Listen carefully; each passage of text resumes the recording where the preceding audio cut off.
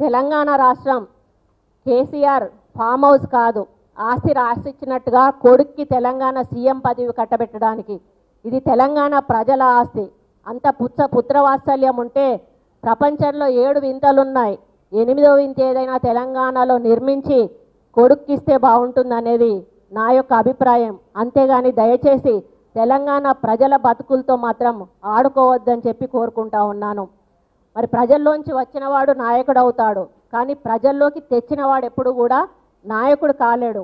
మరి మా హస్బెండ్ మురళి గారు ఎమ్మెల్సీగా ఎన్నికైనప్పుడు డీసీసీబీకి ఆయన రాజీనామా చేశారు.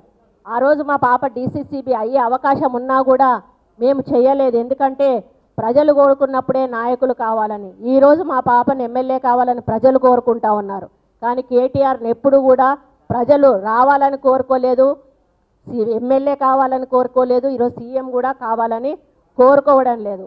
కాబట్టి అది గమనించాలని విజ్ఞప్తి చేస్తూ ఉన్నాను.